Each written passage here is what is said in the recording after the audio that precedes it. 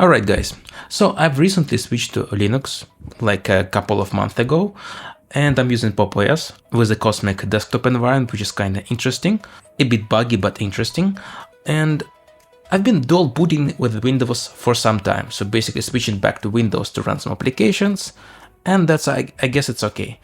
I've decided to try out VirtualBox and VMware Way, and it was not really that good. It's not a seamless integration, and I don't like it. I feel like it's 2026 and we need to have some other better way of using our environments together, basically Windows and Linux all together. And I found this one. This is WinBoat. I believe it's in the beta stage, but the project seems to be interesting. So let's go ahead and explore it together. And there are two ways of installing it. Basically it's AppImage or Debian package. Typically, I took the Debian package for mostly all the system utilities and stuff like that. But in this case, I'm probably going to try out the AppImage. It's going to be safer because it's going to be sandboxed, so why not? So let's just take AppImage and see how it works.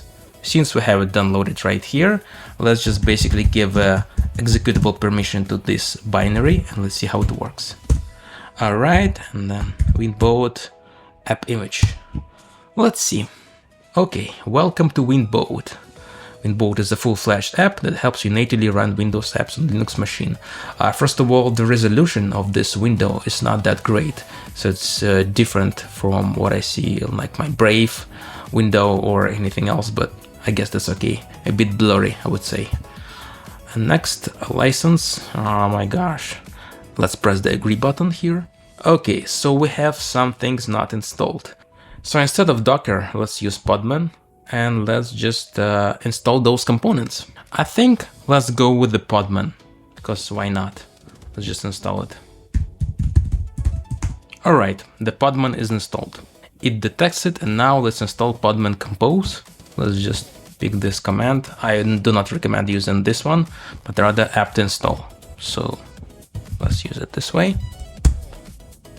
Okay, let's install it. And it's done. I believe it should update it now, back, and then I agree. It should be installed. But anyway, let's just again install FreeRDP first. Ubuntu, stable Flatpak, Windows. Okay, so for Ubuntu, I don't want to have a nightly package, I want to have a Flatpak. Let's just add this repo here. Okay, Flatpak. Now let's install it. FlatHub system, FlatHub user. I would say let's do the user. Proceed, because user should be more safe. Installation complete. Now let's take a look. Again, back. I agree. I probably need to restart it. I need to run it once again, so it actually rechecks everything. Okay, next. I agree. Podman installed. Okay, everything is safe and sound, I would say. So let's go ahead and press next. Why it does not automatically detect that I have Podman? Why it just defaults to Docker? I don't know. Because it can definitely check that. 16 cores. Yeah, I have really good CPU. Next. Install location. Choose where you want to install WinBoat. This folder seems fine to me. Let's press next. Okay, now we can pick the Windows version that we want. English. Yeah, let's just pick English here. Windows 10 Pro or Windows 10 LTC. Yeah, it's a good choice actually. I would say let's go with Windows 10 Pro for now. It should be really stable. It's enough for the games and stuff like that. Still supported widely, so yeah, why not? Let's just go this way, because Windows 11 is too problematic even now. I mean, seriously, there are so much checks, hardware restrictions and stuff like that. I don't really want to mess around with it. Let's press next. Username, password. Okay, interesting. Select CPU cores. I would say 6 GB of RAM, since I have 32 GB of RAM available. Disk space 32 GB. It's not good that you cannot just type it here, because you just use this slider and it's not really accurate. It's just like bam bam bam. Okay, let's leave it at 56 then. Next. Home folder sharing, I'm just going to leave it disabled because it does not even ask which folder I want to share. I should customize it later. I don't really want to share my home, like my home folder with Windows. It's not really the point here. So let's press next. Okay, everything is correct, seems to be. Install location is this one, install. Starting container. Now it's interesting. Let's just magically rewind it and see after it all installed. Alright guys, everything is installed, so now we can just press the finish button. Oh, by the way, you can check installation status in your browser. Oh my gosh, so it drops me right there. Nice, nice. Okay, so it basically uses the RDP protocol and I can just use it this way. Really interesting. Okay, so when I press the finish button, it's running.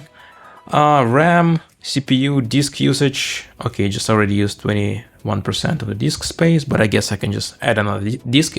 Okay, so apps. So those are the apps that I installed. Right here, control panel, configuration, RAM allocation, CPU cores. Okay, you can just change this stuff here. Shared home folder. You'll be able to access your Linux home folder. No, I don't want to access my Linux home folder. I just want to access specific folder. So it's not really clear. You can set your own custom RDP port right here. You can just pick display scaling. 100%. Okay, let's just leave it this way. Application scaling, multi-monitor support, stuff like that. I should be able to run apps from there, right? Just like directly. Can I, for example, start Microsoft Edge?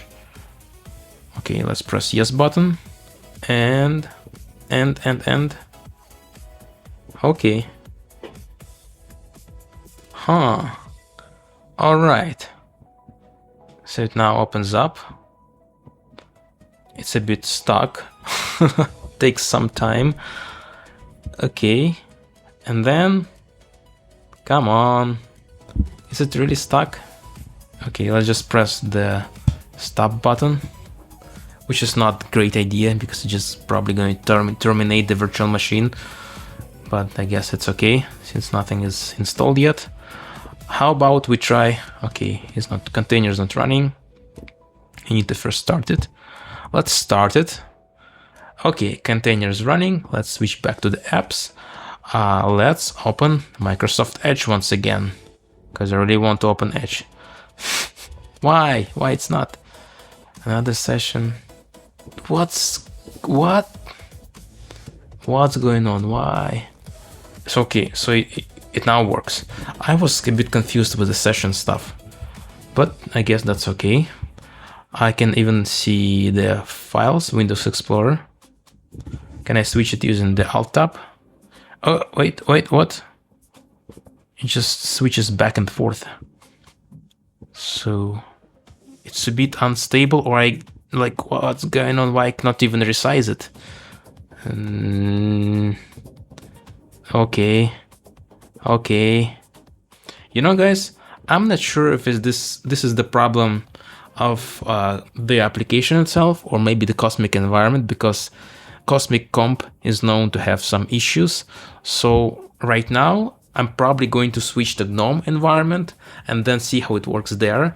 And if it works fine there, then it's probably the culprit. Maybe something is off in the Cosmic desktop environment, which I'm using on Pop OS. Okay guys, let's actually run it once again and see how it works. As you can see, GNOME environment looks a bit different, and I honestly prefer it for stability right now, but Cosmic desktop environment is really cool in the sense of the future, I would say. It's really a good concept of tiling and stuff like that. Let's go to the apps section and launch something. How about Microsoft Paint for the beginning? Press the button. There is no response. And okay, it takes some time, but it actually launched. New, and everything is working well. Except the buttons are just not really appearing until I just hover over control panel. Let's launch it. You know, guys, it works actually better in GNOME comparing to what I see in Cosmic. Let's try Microsoft Edge once again, just to be clear. Guys, as you can see, This is just the Cosmic Desktop problem. This is not the problem of the distro, not the problem of the WinBoat. This is exactly the Cosmic Desktop Environment problem. Let's open the command prompt, actually. Okay, let's type WinVer Windows 10. Everything is really fine. Okay guys, thank you for watching. See you soon. If you like the video, please press the like button, subscribe, and see you soon. Bye bye.